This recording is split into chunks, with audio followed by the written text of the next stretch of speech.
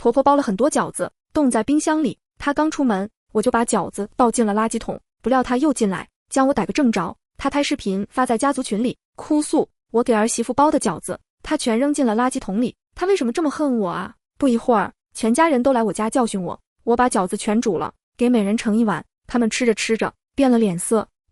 看见婆婆把视频发到群里，我就知道今天有麻烦了，不由懊恼自己太冲动，应该等到晚上月黑风高的时候提出去直接扔公用垃圾桶里，那谁也发现不了。婆婆发视频控诉完，把饺子捡起来提进厨房里，我老老实实把冰箱盒子端出来，看着她把饺子重新摆放在盒子里，还好大部分没有坏，只有10几个破皮了，馅露了出来。她重新和面擀面皮，把馅挖出来包好，我等她做完了再放进冰箱急冻室里。她一直眼泪汪汪，我也不说话，我们很默契地完成了这项工作。这时客厅传来敲门声，婆婆去开门，片刻后她的哭声响起来，我的心一紧，听见老公大哥的声音，妈，别哭了，罗欣呢？婆婆哭得呜呜的，委屈极了。我知道罗欣不爱吃肥肉，特地买的瘦肉。早上4点我就起来忙活，手擀面皮，手剁馅，一个一个的包，忙了几个小时，我两手都冻僵了，早饭也顾不上吃，才把饺子包完。可她一个都没有吃，全倒掉了。我做错什么了啊？她这么恨我，就算我得罪了她，饺子没有得罪她吧？她为什么要倒进垃圾桶里？大哥的声音里满是心疼。别伤心了，妈，罗欣在哪里？我去批评她。婆婆还没回答，小姑子的声音又响起来，罗欣，你给我出来！大哥马上吼她，你怎么能直呼你二嫂的名字？呸！小姑子骂道，她配得上嫂子这个称呼吗？我妈这辈子还没被人这么欺负过，她是真不把我们放在眼里。罗欣，出来！她的脚步声往厨房走来。妹夫拉扯她，老婆别激动，我们是来解决问题的，不是来吵架的。大嫂也说，罗欣在厨房忙，别打扰她，等她出来再说。小姑子的嗓门抬高，她有什么可忙的？我妈每天伺候她，把家务活都给她干完了，她忙什么？罗欣，出来给我妈道歉！大哥吼道，你少说2句。小姑子反驳，我凭什么不能说？她欺负了我妈，我还要把她当祖宗供着吗？她就算再错，也是你二嫂，有什么事等你二哥回来处理。小姑子冷笑，大哥还指望二哥护老娘，他就是个妻管严，如果他真的孝顺妈，怎么可能容忍罗欣骑在妈头上作威作福？行了，大哥说，你们都坐下，我去叫罗欣出来。大哥进来叫我，罗欣，你出来解释一下，为什么要把饺子倒进垃圾桶里？是福不是祸，是祸躲不过，既然被逮着了，我也只能面对。我硬着头皮走进客厅，小姑子指着我就开骂，罗欣，你自己说，我妈哪里对不起你？你在娘家娇生惯养，连饭都不会做。我二哥的工作特殊，不常在家，我妈心疼你，从你结婚后，她就常住在你家照顾你，一天3顿，她把饭菜做好，端到你面前，她帮你扫地拖地，她给你洗衣服裤子，连内裤都给你洗，就差把你供在祖宗牌位上了。她对你还不够好吗？你凭什么这样羞辱我妈？3，小姑子的肚子很大，她怀有身孕，胎儿已经5个月了，要当妈的人了，气性还这么大。大哥接过来，罗欣，妈知道你喜欢吃水饺，才特地给你包，你喜欢吃韭菜馅的，妈把韭菜一根一根捋干净，反复清洗。你不吃五花肉做的馅，妈专门给你买腿子肉。妈说绞肉机绞的馅不香，亲自用手剁。她做了一辈子饺子，她调的馅，吃过的人都说很香。你第一次来我们家，是不是也说好吃？这我承认，那时候我觉得婆婆做饺子太好吃了，比街上小吃店卖的味道还好。大哥继续说，妈说手擀的面皮劲道，好吃。她每次都买面粉回来，亲自和面，用手一张一张的擀饺子皮，再一个一个的包好，这样纯手工的水饺，除了我妈给你做，你还在哪里能吃到？倒是现在街上卖的都不是手工做的馅和面皮。婆婆也哭诉，我怕你嫁进我们家不习惯，委屈了你，所以我一直跟着你们，把你当亲生女儿一样照顾。你不爱吃早饭，我怕你饿出毛病，才包这么多饺子放在冰箱里，这样你每天早上煮1碗饺子吃就可以了。可你把我的一片好心全当成了驴肝肺，我到底做错了什么？你这么生气，你跟我说，我改啊！看吧，所谓的解释就是听他们批斗我，他们只讲婆婆对我有多好，控诉我对婆婆如何不孝，却没有人问一句我为什么要这么做。我正要解释，小姑子又抢了话头，罗欣，你有没有良心？我妈对你这么好，掏心掏肺的待你，你是怎么回报她的？从你跟我二哥认识到现在，你给我妈买过一件衣服吗？结婚2个月，我妈倒贴伙食费照顾你，我们这些当儿子女儿的都用不到我妈的钱。二哥不在家，他的养老金全花在你一个人身上，你不仅不感恩，还浪费他的劳动成果，你简直就是妥妥的白眼狼。我不由笑出声，你妈对我好，是她跟你说的吧？大哥马上指指大嫂和妹夫，不需要我妈说，你问问你嫂子，问问妹夫，我妈对他们跟对我和小妹是不是一视同仁？大嫂点头，妈挺好的。妹夫也承认，是的，妈对我们一视同仁。小姑子的嗓门抬高，你听见了？大嫂和我老公也不姓罗，也不是我妈生的，我妈把他们都当亲生儿女对待，难不成单单对你另眼相看？你还是新媳妇，我妈只会讨好你，哪里敢给你气受？别说我妈，哪个家庭的婆婆妈也不敢对刚进门2个月的新媳妇儿摆脸色。如果我妈真对你另眼相看，那一定是因为你对她不好，她气得忍无可忍了。我好笑，好赖话都被你说完了。小姑子，我说错了吗？别的不说，你今天把我妈包的饺子扔垃圾桶，我妈都不敢对你发火，只能给我们哭诉，这就足以说明你平时经常欺负她，也是二哥不在家，不然她一定会抽你几个耳光。小姑子的愤怒溢于言表，我看得出来，她很想冲过来打我，不过妹夫抓着她的胳膊，不断叫她冷静点，老婆，小心孩子。他们兄妹俩把一切可能都说完了，认为婆婆就算对我不好，也是我有错在先，那我还解释个屁？我直截了当地说，是谢德军让我倒掉的，谢德军就是我的丈夫，大哥叫谢德明，小姑子叫谢德清。我这话一出，谢德清更加火冒三丈，他跳起来指着我鼻子骂，放屁，我二哥就算再宠你，也不可能叫你把我妈辛苦包的饺子倒进垃圾桶里，你自己做错事还要栽赃给我二哥。妹夫吓得抱着他的腰喊，别跳别跳。婆婆也哭得更大声，罗心啊，你讲话要凭良心，老二上班不在家，他怎么可能叫你把饺子倒了？我老公的工作具有保密性质，他进单位后电话就会关机上交，所以他只要上班就完全是断联的，谁也联系不上他。谢家人也知道，因此我这话说出来没人相信。我说他以前说过，我不想吃的东西就倒垃圾桶里，不要勉强自己吃。小姑子吼道，他说的是外卖或者零食，不可能是我妈包的饺子。大哥沉下脸，罗心，你别以为老二不在家你就可以随便撒谎，我们是在认真的跟你谈话，希望你正视自己的问题。正视个屁，我说了也是白说，反正他们只相信他们的妈，不可能相信我这个外姓人。看见12点了，我起身说，我先给你们弄吃的。婆婆马上说，我去弄，你又不会弄饭。小姑子一把拉住她，不会弄就学，既然嫁了人就得有做儿媳妇的自觉，本该她伺候你，凭什么当婆婆的伺候儿媳妇，你还能伺候她一辈子？婆婆叹气，她弄的菜不好吃。小姑子冷哼，我不管好吃不好吃，她只要弄出来，哪怕是狗屎我也吃了。这话正合我意。我进了厨房，拿出家里最大的锅，洗干净，烧了一锅水，我把饺子全部倒进去，煮熟以后给每人盛了一大碗，然后我小心翼翼地端出去。婆婆忽然慌了神，我这是专门给你包的，让你每天早上吃，你这一顿就煮了，以后吃什么？小姑子翻她一个白眼，我妈真是的，她又不稀罕你包的饺子，你还替她着想，她早饭不吃就不吃，反正饿的不是你。婆婆又对我说，你大哥和妹妹难得来一次，你应该做几个硬菜，光煮碗饺子像什么样？我说，你们先吃饺子，我再去炒菜。谢德明说，既然煮了，我们就吃吧。说来，我有2个月没有吃到妈亲手包的饺子了。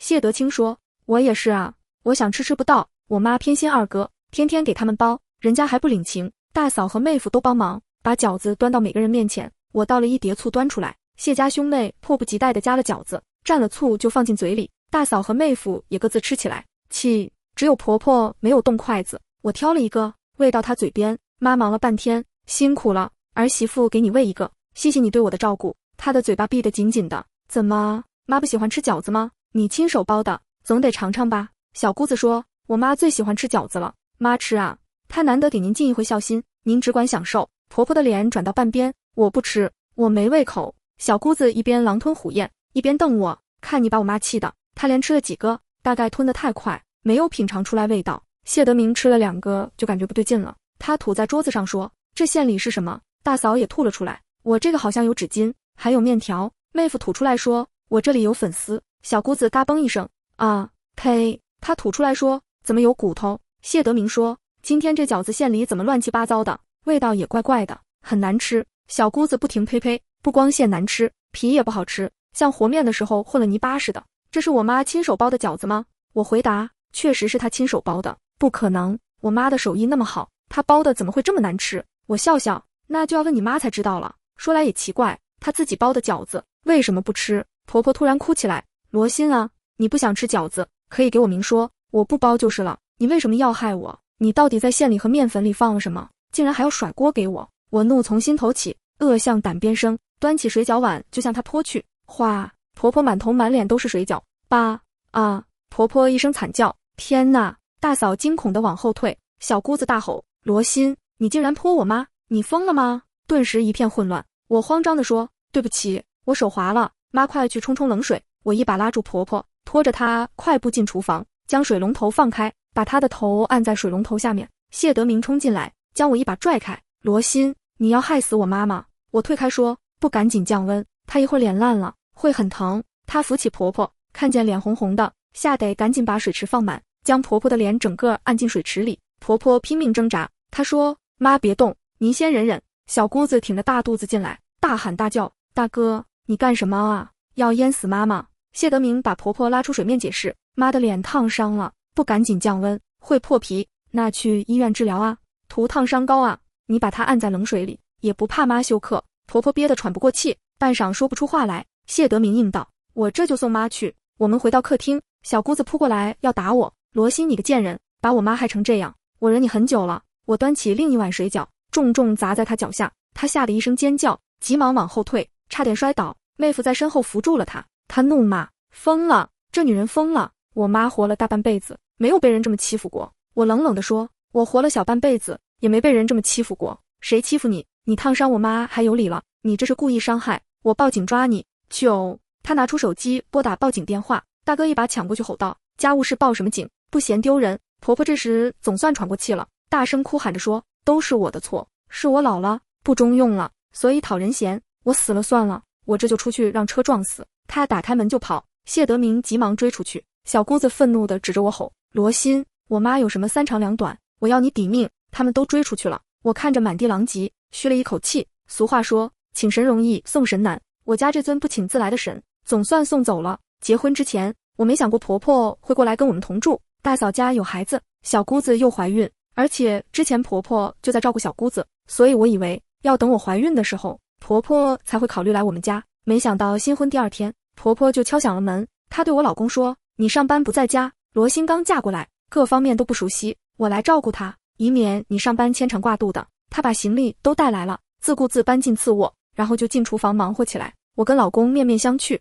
我是在电脑上写作，需要绝对安静，所以我并不喜欢跟人同住，但婆婆一片好心，我们也没办法拒绝。我估计她妈担心我刚嫁过来，各方面不适应，才来陪我一段时间，等我适应了，她就会回去继续照顾小姑子。却没想到她这一待就是3个月，现在她终于走了，应该不会再来了。我打扫了房间，把门锁换了密码，然后坐在电脑前安心写作。没多久，小姑子大力敲门：罗欣，开门，我来拿我妈的衣服。我把婆婆的行李提出来递给妹夫，就要关门，小姑子推着门吼道：你害得妈住院了，还不去医院陪护？我看了看她的大肚子，说：哦，好。我往外走，小姑子诧异往后退：你不换衣服？哦，那我换衣服。我突然跳进门，砰地关上。小姑子等了一会儿，见我不出来，拍着门吼：罗欣，你什么意思？你连妈住院都不管？我隔着门说：你妈有儿有女，哪里轮得到我这个外姓人陪护？可我是孕妇，我大哥要上班，二哥又不在家，大嫂不仅要上班，还要接送孩子，你不去陪护，谁去？我反驳：你们这些亲生儿女个个都没空，孝心要外包给我这个儿媳妇，哪来的脸？我也没空。他又拍门又骂：是你害我妈住院的，你凭什么不陪护？我充耳不闻，也不开门，他拿我没有办法。妹夫把他拉走了。晚上手机消息不断响，家族群里上传了许多视频，有婆婆躺在病床上哼哼唧唧的，有医生给她打点滴的，有小姑子扶她上洗手间的，无非一个字：卖惨。想让我愧疚自责，主动去照顾她。我的心情平静，无波无澜。我将群屏蔽，关了静音，专心写作。过了一段时间，我估计婆婆应该出院了，又瞄了一眼家族群，果然婆婆住进了小姑子家里。视频里，小姑子挺着大肚子给婆婆喂饭，捶肩膀，穿脱衣服。她阴阳怪气地说：妈，您的妖女是不是比某些人好？婆婆点头夸：我妖女最好了。我好笑，你们是亲生母女，不好就不正常了。从那以后，我很少进群看消息，每天潜心写作。半个月后，我完稿了，收拾行李出门采风，寻找下一本书的灵感。刚出门2天，婆婆给我打电话：罗欣，这门我怎么打不开了？帮我开一下。我没想到她又来我家了。回复：我不在家。小姑子的声音吼道：那你把密码告诉妈，又不是你一个人的家，你凭什么不让我妈进门？我勾了勾唇：喂，你说什么？我在山里采风，信号不好。婆婆说，罗欣，你有没有好好吃饭啊？早饭一定要吃，不然胃会出毛病的。出门在外要多加衣服，别感冒了。我继续，喂，还在听吗？这信号真差。小姑子气得口无遮拦，妈，您是不是贱？人家都把你赶出来的，您还为他操心。婆婆叹气，你二哥小时候，我对他管得太严，他就对我有意见。现在我不照顾好他媳妇，我怕他更恨我。小姑子怒气冲冲地说，我二哥就是个瞎子，娶这么个鬼东西，等他回来，让他离了。他如果不离，我就把罗欣虐待妈的事放到网上，让这贱人身败名裂。电话挂断了。我知道，小姑子是有意这么说的，就是想威胁我向婆婆服软。采风结束，我回到家里继续写作。不久就临近过年了，我老公也休假了，他进屋就抱住我问，受委屈了？他开机后就会看到群消息。我说没有，是你妈妈受委屈了。他没再说什么，只顾着跟我亲热。他这次赶一个非常紧要的任务，婚假后就没有回来过，分别3个月，我们相互都十分想念。二人世界才过了2个小时，老公的电话就响了，是婆婆打来的。老二，你跟罗欣去你大哥家开个家庭会议，解决一下他们的问题。老公问，大哥怎么了？你大嫂犯错误了，我们去帮助她改正。好，我听得莫名其妙。大嫂给我的印象不错，她不像婆婆满嘴热情，也不像小姑子趾高气扬，她温柔贤惠，做事小心谨慎，又勤快又有礼貌。我想象不出来大嫂能犯什么样的错误，让全家人开家庭会议批评她。老公说，我看看群里。我也拿起手机看群，发现大哥跟大嫂吵起来了。谢德明在群里艾特大嫂，老婆，你给你妈买棉被了。大嫂回复，买了一床，为什么不跟我商量？大嫂说，我嫁到你家10多年了，第一次给我妈买棉被，花了不到1000块钱，还必须向你请示。大哥严肃地说，只要不是给家里买东西，哪怕100块钱，也应该告诉我。再说，这不是第一次了，上次你给你妈买衣服的时候，我就提醒过你。大嫂气得哭诉，那不是我妈的生日吗？我嫁到你家10多年，就给我妈买过1件衣服，我过分吗？13，大哥生气了，你还有理了？我说不让你买吗？我问的是你为什么不跟我商量？大嫂哭得声音哽咽，我8000多1个月的工资，连支配1000块钱的自由都没有，还必须跟你商量？我又没有吃闲饭，给我妈买东西也是花了我自己的钱，怎么就不行？什么叫你自己的钱？你是不是我老婆？夫妻俩就这么吵起来。我说，我们没必要去吧，夫妻吵架是常事，我们去就成了多事了。老公说，这就是我以前跟你说过的，开家庭会议解决问题。结婚的时候，老公告诉我，他们家有开家庭会议的习惯，夫妻的问题就是全家人的问题，一个人犯了错，全家总动员来批评，帮助改正缺点和错误。我点头，上一次他们全体来我们家，就是开家庭会议想要批评我，但是我不接受，最后不欢而散。老公摸我的头，我跟你说过，我妈如果做，你别理她，我回来再说。她就是怕我被全家批评，才再三叮嘱我别招惹婆婆，所以我那天把饺子倒进垃圾桶，被婆婆逮着了，着实有些后悔。我问，今天我跟大嫂是不是要一起受审？老公笑出声来，揽着我的头说，放心，有老公在，没人敢审你。我也想去看看他们要怎么审我，把我惹火了，我闹他个人仰马翻。我们到大哥家的时候，小姑子夫妇和婆婆已经到了，所有人都坐下来，大嫂给大家沏了茶过来，没位置了。14，客厅中间放着一把椅子，婆婆指了指椅子，老大媳妇坐下，说你们到底怎么回事？我翻了个白眼，看这架势，分明把大嫂当犯人审了。大哥双手抱胸，胸有成竹地看着大嫂，你觉得你有理？那你先说。大嫂在椅子上坐下，委屈地解释，我结婚这么多年，每年给妈买衣服，给小叔子小姑子买礼物，我尽到了当儿媳妇的责任吧，可我却没有尽到当女儿的责任。我娘家远，几年才回去一次，上次回去看到我妈床上的棉被很单薄，怕她感冒，我就买了一套床上用品寄回去，花了不到1000块钱。谢德明就一直唠叨，好像我犯了什么十恶不赦的大罪一般。小姑子开口，大嫂有孝心，这是优点，我们要肯定，但是你嫁给大哥，你们挣的钱就属于夫妻共同财产，如果你花的钱不是用于家庭开支，那大哥有权利知道你把钱花去哪里了。说句不好听的话，万一你给别的男人买东西，我大哥是不是会很难受？这是大哥爱你的表现，表示他吃醋了。当然我知道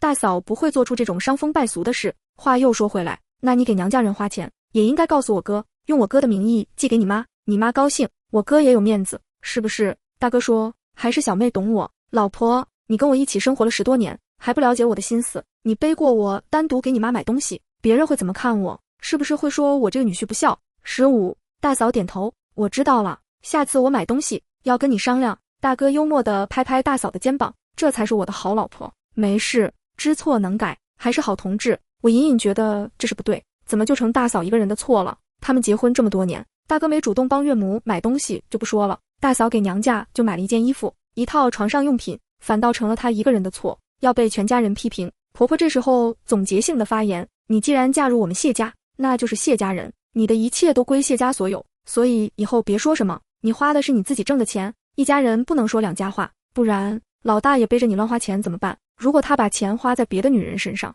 你开心吗？我看见大嫂的神色明显僵了一下，大哥马上打岔，妈这是说的什么话？我又不傻，怎么会给别的女人花钱？婆婆看着大嫂说，你看看老大对你多忠诚，夫妻之间就是要忠诚忠心，家里的钱不要给外人花。我回过味来了，感情他们家娶了媳妇后，媳妇挣的钱可以给丈夫花，给公公婆婆花，甚至可以给小叔子小姑子花，就是不能给娘家人花，因为对他们谢家人来说，不姓谢的都是外人，媳妇的娘家人更是妥妥的外人。我以为大嫂要反驳婆婆，但她没有，只是低眉顺眼地说，我知道了，妈。大哥拍拍她的肩膀，去做饭，今天妈和弟弟妹妹专门来给我们解决问题，很辛苦，你多做几个硬菜。大嫂转身进厨房时，我瞥见她眼角的泪光，曾经我以为她是贤妻典范，此刻才明白，她不过是被驯化的谢家人，挣着高薪却连给母亲买棉被的自由都没有，所有情绪都要在家庭会议的规训下消化。老公捏了捏我的手，示意我别冲动，